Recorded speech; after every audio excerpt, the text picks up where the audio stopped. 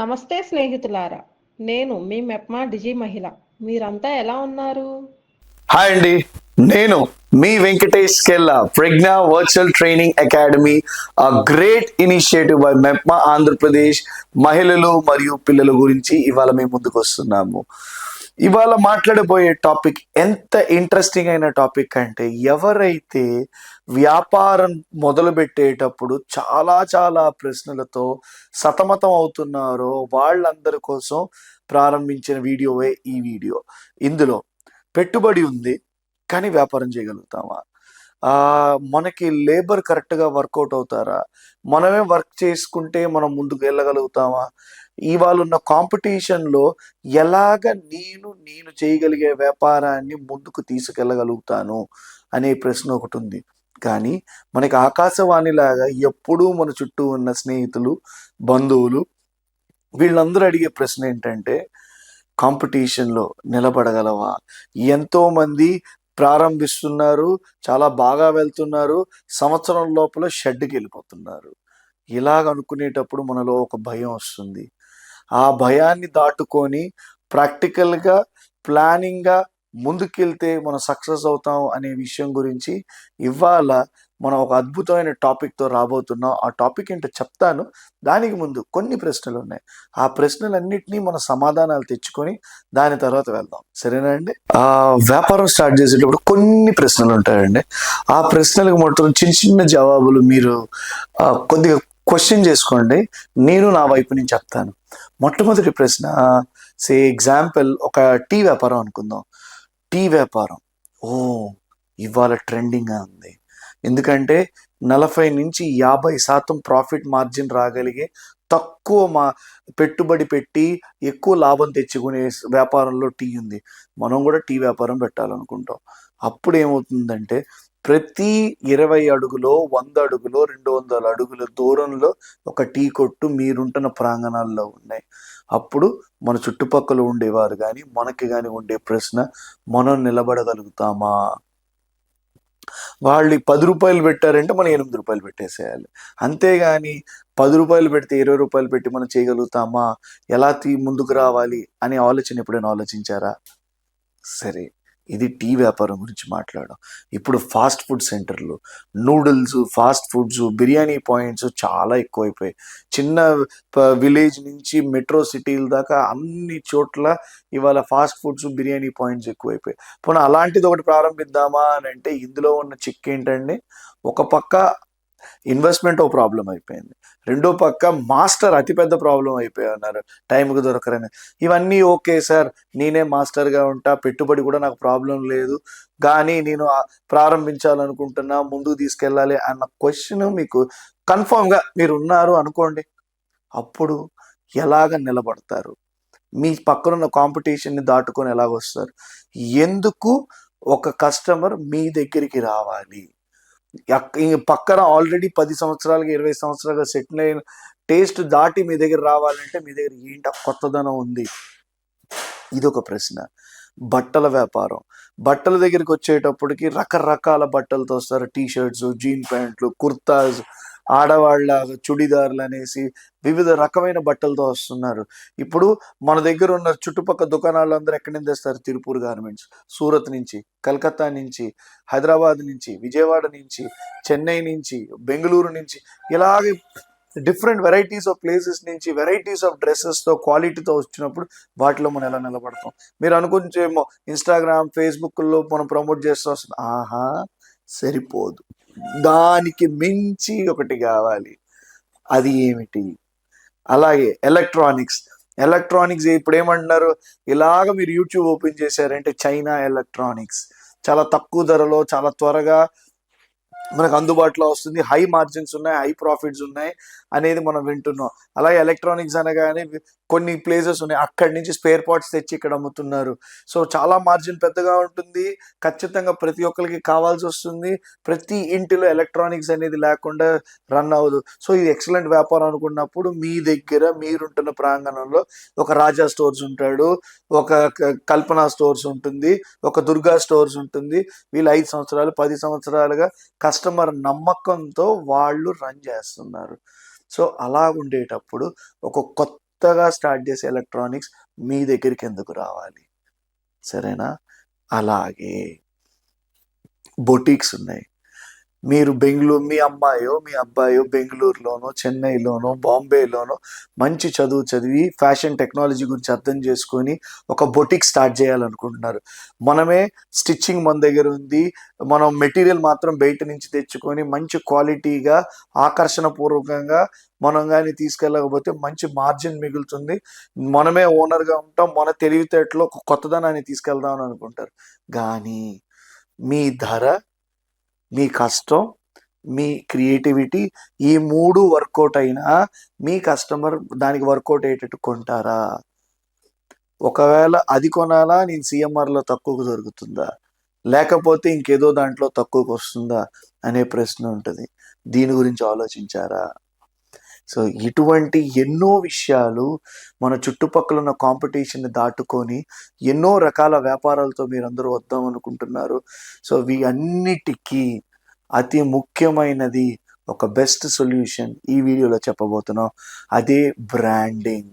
Branding అంటే ఏమిటి, branding ఎలా చేయాలి, బ్రాండింగ్ ద్వారా మన వ్యాపారాన్ని ముందుకు ఎలా తీసుకెళ్ళాలి అనే విషయాన్ని 10 వీడియోల రూపంలో మనం చేస్తున్నాము. మీ అందరికీ చాలా సింపుల్గా అర్థమయ్యేటట్టు కథల రూపంలో నిజమైన విషయాలు జరిగిన వాటి ద్వారా మీకు చెప్పబోతున్నాం. సరేనండి, మరి విందామా? బ్రాండింగ్.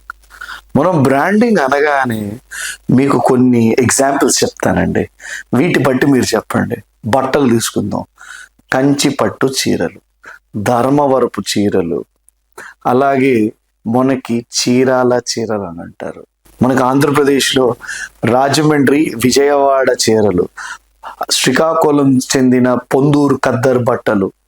ఇలాగా బట్టల గురించి చెప్పగానే వీటి పేర్లు వినగానే వాటికంటూ ఒక సపరేట్ ఇంట్రెస్ట్ ఉంటుంది, డిమాండ్ ఉంటుంది. ఫుడ్ దగ్గరకు వద్దాం. సుబ్బయ్య గారి మెస్సు, నెల్లూరి మెస్సు, బాబాయి హోటలు, నెల్లూరు చేపలు, రాజమండ్రి పులావ్ బిర్యానీ, ఆత్రేయపురం పూతరేకులు, అలాగే కాకినాడ కాజా. ఇలాగా వీటి పేరు చెప్పగానే వీటికంటూ ఒక సపరేట్ బ్రాండింగ్ ఉంటుంది. దీని గురించి చాలామంది ఇంట్రెస్ట్ చూపిస్తారు. ఖచ్చితంగా వీటి పేరు చెప్పగానే కొనడానికి ముందు వస్తారు. ఎలక్ట్రానిక్స్ అనగానే ఎంతమంది ఎన్ని కంపెనీలు వచ్చినా పడినా లెగిచినా ప్రాఫిట్ మార్జిన్ వచ్చినా కూడా మనకు తెలిసిన కంపెనీలు ఎల్జీ, శాంసంగ్, వర్ల్పూల్, అలాగే ఇంకో ఎన్నో ఉన్నాయి. ఒనిడా, బీపీఎల్ ఒకప్పుడు ఉండేది.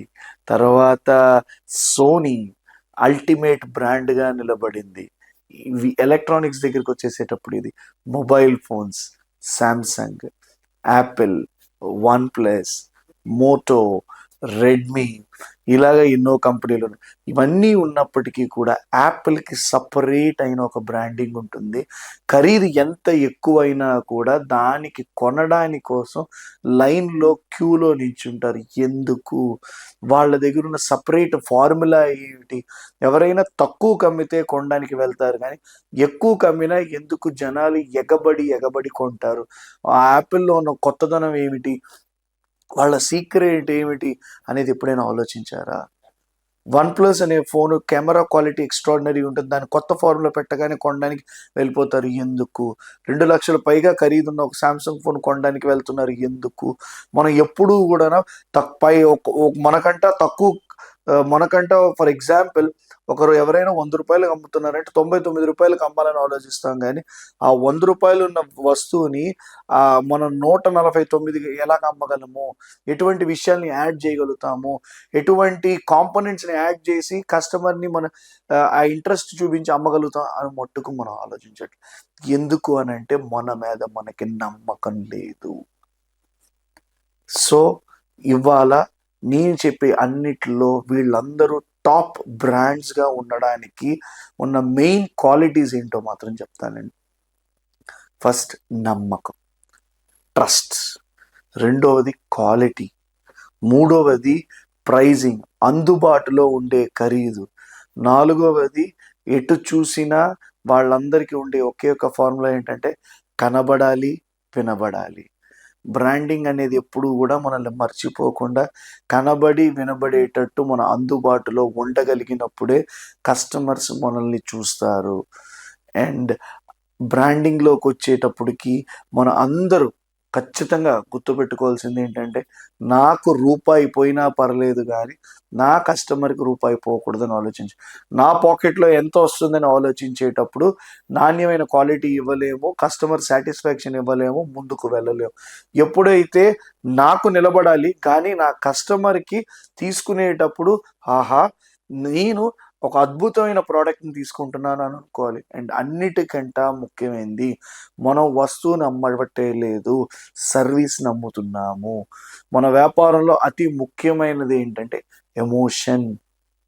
ఎప్పుడైతే మన కస్టమర్ మనల్ని నమ్ముతారో, వాళ్ళు చెప్పేది మనం వింటున్నామో, వాళ్ళ ఎమోషన్స్ని మనం అర్థం చేసుకొని దానికి తగినట్టు వాళ్ళకి కావాల్సిన ధరలో, కావాల్సిన క్వాలిటీలో మనం వీలైనంత వరకు మన స్థాయికి మించి మనం ఎప్పుడైతే వాళ్ళకి అందుబాటులో ఇవ్వగలుగుతామో, ఎటువంటి వ్యాపారం అయినా చేయండి, మీరు మట్టిని కూడా ముల్తానీ మట్టి అని అమ్మే స్టేజ్కి మీరు వెళ్ళగలిగేది కేవలం మన కస్టమర్ మనల్ని నమ్మేటప్పుడు మాత్రమే. సో ఇవాళ ఒక అద్భుతమైన ఒక వ్యక్తి ఒక క్లీనర్ నుంచి నెలకి 40 లక్షల రూపాయలు రెంట్ ఇవ్వగలిగే స్థాయికి ఒక వ్యాపారాన్ని తీసుకెళ్లారు. ఆయన గురించి మనం మాట్లాడబోతున్నాం. ఆయన కథలోనే మీకు ఒక రియల్ బ్రాండింగ్, ఒక బిజినెస్ మ్యాన్ ఆలోచించే ఆలోచన విధానాలు మీకు తెలియబోతున్నాయి. సో లేట్ చేయకుండా ఆయన కథలోకి వెళ్ళిపోదాం. ఆదిలాబాద్ అనే ఒక ఊరిలో ఒక సాధారణమైన వ్యక్తి 1976లో హైదరాబాద్ నుంచి హైదరాబాద్కి టికెట్ తీసుకోవడానికి కూడా డబ్బులు లేకుండా ఒక ఫుట్బోర్డు మీద కూర్చొని హైదరాబాద్ వచ్చారు. ఆయన వచ్చి ఏ పని చేయాలో తెలియక ఒక హోటల్లో క్లీనర్గా పనిచేసి అక్కడి నుంచి అంతులంతులుగా మెల్లిమెల్లిగా కష్టపడి పనిచేసి ఆయన చేసిన పని విధానం అన్నీ కూడా చూసి ఒక కస్టమర్ నా దగ్గర పని చేయడానికి వస్తావా, నేను ఒక హోటల్ స్టార్ట్ చేస్తాను అని అన్నారు. అనగానే ఇక్కడ ఎంతైతే జీతం ఇస్తుంది, ఇప్పుడు పనిచేసే చోట్ల ఉన్న జీతం ఎంత ఇస్తున్నారో అదే జీతం కానీ ఇంకొద్దిగా మంచిగా నేను చూసుకుంటానని చెప్పగానే ఈయన వెళ్ళారు. వెళ్ళిన తర్వాత అక్కడ క్లీనర్గా పనిచేశారు, అక్కడ సప్లయర్గా పనిచేశారు, అక్కడ టీ వ్యాపారం చేసుకునేవారు అనమాట. ఆ రెస్టారెంట్, ఆ హోటల్లో ఎలాగ టీ తయారు చేస్తున్నారు, మిక్సింగ్ ఎలా ఉంది, ఆకుల్ని ఎలాగ మిక్స్ చేస్తున్నారు, ఏ టెంపరేచర్లో వేడి చేస్తారు, ఎలా చేస్తారు, బిస్కెట్లు ఎలా సప్లై చేస్తారు, ఇవన్నీ కొద్దిగా చూసి చాలా నీట్గా గమనించి ఆయన నేర్చుకొని ఒకానొక స్టేజ్లో ఏమైందంటే ఆయనే టీ చేయడం స్టార్ట్ చేశాడు. కొన్ని సంవత్సరాల తర్వాత, కొన్ని సంవత్సరాలు అంటే 1977 ఆఖరిలో 78 స్టార్టింగ్ ఇయర్లో ఈ ఓనర్ ఎవరైతే ఉన్నారో కొన్ని కారణాల వల్ల ఆయన వ్యాపారంని మన ఈ క్లీనర్గా వచ్చిన ఎవరైతే ఉన్నారో ఆయన పేరు బాబురావు అండి. బాబురావు గారికి ఇచ్చేశారు. 1978లో స్వదాగా టీ పెట్టుకోవడం స్టార్ట్ చేసి కొద్దిగా ఒక చిన్న టీ షాపు, బేకరీని స్టార్ట్ చేశారు ఆయన. అక్కడి నుంచి 7 రూపాయలకి టీ పెట్టారు. బాగా వెళ్ళింది, కస్టమర్స్ వచ్చారు, కస్టమర్స్ నమ్మకాన్ని గెలుచుకున్నారు, మంచి క్వాలిటీ మెయింటైన్ చేశారు. అలాగా నెక్స్ట్ 10 రూపాయల టీ మళ్ళీ ఇంకో పెట్టగానే కొద్దిగా దెబ్బతిన్నారు. ఎందుకంటే 7 రూపాయల టీ తాగేవాళ్ళు ఒకేసారి 10 రూపాయలు అనేటప్పుడు కొద్దిగా కష్టమైంది. సో ఏం చెయ్యాలి, 10 రూపాయల టీ పెట్టేటప్పుడు దెబ్బతింటుందని అలాగని 7 రూపాయల టీ 7 రూపాయలుగా కంటిన్యూ అయింది. ఈ 10 రూపాయల టీ దగ్గరికి వచ్చేసేటప్పటికి కొన్ని వాటర్ బాటిల్ ఇవ్వడం స్టార్ట్ చేశారు, కొద్దిగా అట్రాక్ట్ చేయడం స్టార్ట్ చేశారు. కొద్దిగా కస్టమర్లను వదులుకోకుండా అలాగా వాళ్ళకి కావాల్సిన విధంగా ఆకర్షింపబడే విధంగా ఆయన కొద్ది చూశారండి. అలాగ చేసుకుంటా ఆయన ఆలోచన ఏమొచ్చిందంటే, ఓ చిన్న సాధారణమైన రిక్షా వాళ్ళు, డ్రైవర్లు వీళ్ళ స్థాయికి తగినట్టు ఒక 10 రూపాయల టీ 20 రూపాయల టీ తాగుతారు. అలాగే ఒక డబ్బున్న వాళ్ళు ఎలా ఆలోచిస్తారు, వాళ్ళ టీ ఎలా తాగుతారు, వాళ్ళు ఎంతైనా పెట్టడానికి వస్తారు కదా, వాళ్ళకి కావాల్సింది క్వాలిటీ. ఇప్పుడు హైదరాబాద్లో లక్డీపూల్ అనే ఏరియా ఒకటి, మా హైటెక్ సిటీ, బంజారా హిల్స్ అనే సిటీ ఒకటి. సో ఈ పెద్ద ఎంప్లాయీస్ అంటే సాఫ్ట్వేర్ ఎంప్లాయీస్, సొంత వ్యాపారస్తులు, వీళ్ళు ఎలా చూస్తారంటే వీళ్ళకి టేస్ట్తో పాటు ప్రైవసీ కావాలి, ఒక మంచి యాంబియన్స్ ఉండాలి, చాలా నీట్గా ఉండాలి. వాళ్ళకి డబ్బు అనేది ఇంపార్టెంట్ కాదండి, quality important, privacy important. So ఈ విషయాన్ని గమనించిన బాబురావు గారు ఏం చేశారంటే, అయితే వీళ్ళకి తగినట్టు ఒక కాస్ట్ పెట్టి దాని ద్వారా మెల్లగా వ్యాపారాన్ని పెంచుకుంటూ వెళ్ళారు. సో చిన్న ఏరియాలో చిన్న రకమైన కాస్టింగ్లో, పెద్ద ఏరియాలో పెద్ద రకం కాస్టింగ్లో, దానికి కావాల్సిన ప్రాక్టికల్ వర్కింగ్ అండర్స్టాండింగ్స్ అన్నీ చేసుకొని ఆయన ప్రారంభించారండి. అది ఎక్కడ దాకా వెళ్ళింది అని అంటే ఇవాళ హైదరాబాద్లో మస్కా బన్ అంటే చాలా ఫేమస్ అయిపోయింది. మలాయ్ మస్కా బన్ ఇంకా ఫేమస్ అయిపోయింది. అలాగా ఉస్మానియా బిస్కెట్స్ ఆఫ్ బాబురావు గారి షాప్లో అది ఇంకా ఫేమస్ అయ్యింది. ఆయన అంచులంచులుగా మెల్లగా ప్రతి ఒక్కరికి అందుబాటులో, ఎటువంటి కాంపిటీషన్ ఆయనకి సంబంధమే లేదండి. ఇవాళ మనం ఒక టీ కొట్టు చూస్తున్నాం, 10 రూపాయలు పెడితే మనం 9 రూపాయలు పెట్టాలనుకుంటాం, 20 రూపాయలు పెడితే 18 రూపాయలు పెట్టాలనుకుంటాం. ఎవరైనా ఆయన పక్కన 10 రూపాయలు 20 రూపాయలు పెడితే ఆయన 40 రూపాయలు పెట్టేస్తారు. ఆయన ఏమంటారంటే నా క్వాలిటీని తగ్గేది లేదు, కస్టమర్కి సర్వీస్ ఇచ్చేది తగ్గేది లేదు. ఇప్పుడు ఏ కస్టమర్ అయితే ఎక్కువ ఖరీదు పెడుతున్నారో కారులో వస్తారు, కారులో వచ్చే వాళ్ళకి ముఖ్యమైనది ఏంటి, మంచి కార్ పార్కింగ్ ఇవ్వాలి ఏమండి. అలాగే అక్కడి నుంచి వచ్చేవాళ్ళు 5 నిమిషాల కంటే ఎక్కువ వెయిట్ చేయకూడదు. కస్టమర్ వచ్చారా, పార్సల్ తీసుకుంటే పార్సల్ తీసుకొని వెళ్ళిపోవాలా. అలాగే వాళ్ళు కౌంటర్లో 3 నిమిషాల కంటే ఎక్కువ వెయిట్ చేయకూడదు, వెళ్ళిపోవాలా. మన ఎంప్లాయీస్ని పెంచుకున్నా పర్లేదు కానీ కస్టమర్స్ని మటుకు తగ్గించుకోకూడదు. సర్వీస్ ఆన్ టైం ఉండాలి, క్వాలిటీ ఆన్ టైం ఉండాలి. టీ ఒలిగిపోతే ఫ్రీగా ఇంకో టీ ఇచ్చేసేయండి, కానీ కస్టమర్ నమ్మకాన్ని పోగొట్టుకోకూడదు. ఎప్పటికప్పుడు కస్టమర్తో మాట్లాడాలి, ఎప్పటికప్పుడు వాళ్ళ అందుబాటులో ఉండాలి. వాళ్ళు ఎప్పటికప్పుడు వాళ్ళ ఫీడ్బ్యాక్స్ తీసుకోవాలి.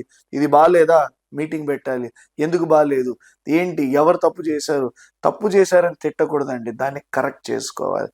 ఇలాగ ప్రతి ప్రాసెస్లో ఒక్కొక్కటిగా ఆయన మెట్టుగా తీసుకెళ్ళి కరోనా టైంలో, బిజినెస్ లేని టైంలో 3 టీ పౌడర్స్ ఆయన సొంతంగా ఉన్న కంపెనీస్ని తీసుకొచ్చి దాన్ని ఆన్లైన్లో పెట్టి, ఆన్లైన్ ప్లాట్ఫామ్ ద్వారా దానిలోకి వచ్చేసారు. ఇవాళ మస్కా బన్ ఫేమస్ అయ్యింది, మలాయ్ బన్ ఫేమస్ అయింది, ఆయన చాయ్ ఫేమస్ అయింది, ఉస్మానియా ఆయన బాబురావు షాప్లో ఫేమస్ అయింది. ఆయన ఎంత దాకా వెళ్ళారంటే ఇవాళ హైదరాబాద్ హైటెక్ సిటీలో 40 లక్షల రూపాయలు ఓన్లీ అద్దె మాత్రం, రెంట్ మాత్రం 40 lakhs పే చేసి సంవత్సరానికి 4,80,00,000 రూపాయలు అద్దె ఇచ్చి వ్యాపారం చేస్తున్నారండి. ఒక మనిషి ఒక వ్యాపారాన్ని సంవత్సరానికి దాదాపుగా 5 కోట్లు ఓన్లీ అద్దె మాత్రం. ఇందులో మెటీరియల్, శాలరీ, కరెంటు, అలాగే పార్కింగ్ ప్లేస్, ఇంత మెయింటైన్ చేయాలి అని అంటే ఆయన విజన్ ఎలా ఉండాలి, ఆయన్ని కస్టమర్స్ ఎంత నమ్మాలి, కస్టమర్ నమ్మకపోతే ఎవ్వరూ ముందుకు వెళ్ళలేరు. ఆయన దాదాపుగా నేను చేసిన రీసెర్చ్లో, మేము చదివిన చదువులో, ఆయన ఇంటర్వ్యూస్లో ఇవన్నీ మేము గమనించిన తర్వాత కేఫ్ నిలోఫర్ హైదరాబాద్లో ఎటువంటి ఫ్రాంచైజీ లేకుండా దాదాపు సంవత్సరానికి 140 కోట్లు బిజినెస్ చేస్తుందండి. సో ఆ క్లీనర్ టు ఓనర్, ఒక సాధారణమైన టికెట్ కూడా లేకుండా ఆదిలాబాద్ నుంచి హైదరాబాద్ వచ్చిన ఆయన ఇవాళ సంవత్సరానికి దాదాపు 140 కోట్ల వ్యాపారం అండ్ దాదాపుగా 4.5 కోట్లు అద్దె కట్టగలిగిన ఒకే ఒక హైటెక్ సిటీలో ఉన్న బ్రాంచ్కి చేయగలుగుతున్నారంటే దానికి ఆయనలో ఉన్న విషయం ఏంటంటే, ఒకటి సెల్ఫ్ కాన్ఫిడెన్స్, 2 కాంపిటీషన్కి భయపడకుండా వాళ్ళకంటే తక్కువ పెట్టేదానికి ఇంకా ఎక్కువ అమ్మండి, కానీ క్వాలిటీని మిగతా వాళ్ళు ఇచ్చేదానికంటే ఎక్కువ ఇవ్వండి. ఎక్కడ లేని ఒక డిఫరెంట్ మెటీరియల్స్ని తీసుకురండి. మీరు ఎటువంటి వ్యాపారం చేయండి, మీరు టీవీ చేయండి, బట్టలు చేయండి, ఫుడ్ చేయండి, సెకండ్ హ్యాండిల్ చేయండి, ఏదైనా చేయండి, క్వాలిటీలో తగ్గద్దు. నమ్మకాన్ని ఖచ్చితంగా మీరు బలంగా కస్టమర్ నమ్మకాన్ని తీసుకురండి. వాళ్ళు మిమ్మల్ని నమ్మే విధంగా మీరు ఉండండి. 10 రూపాయలు పోయినా పర్వాలేదు, కస్టమర్ పోకూడదనే యాటిట్యూడ్ మనలో ఉండాలి. అండ్ అన్నిటికంట ముఖ్యమైనది ఇవాళ ఈ వీడియోలో మీ అందరికీ నేను చెప్పేది ఏంటంటే, మా సంస్థ ద్వారా మీ అందరికీ చెప్పేది ఏంటంటే, కాంపిటీషన్ చూసి భయపడకండి. ఆకాశవాణి మాటలు విని, ఆకాశవాణి అంటే మన చుట్టుపక్కల ఉన్న మన మిత్రులు, బంధువులు మాటలు విని చేయగలమా లేమా అనే విషయాన్ని పక్కన పెట్టేసి కనబడాలి, వినబడాలి, బాబురావు గారి లాగా నమ్మి ముందుకు దిగి ఎటువంటి ఆటంకాలను ఎదుర్కొనే విధంగా మనం రావాలి. ఇంకా మైక్రో లెవెల్లో మీ వ్యాపారాన్ని ఎలా బ్రాండింగ్ చేయాలి, ఎంత బాగా ముందుకు తీసుకెళ్ళాలి అనేది ఇంకా నెక్స్ట్ వీడియోస్లో మీకు వస్తుంది. సరేనండి. ఇప్పుడు మనం నేర్చుకున్న టాపిక్ పై కొన్ని ప్రశ్నలను చూద్దాం.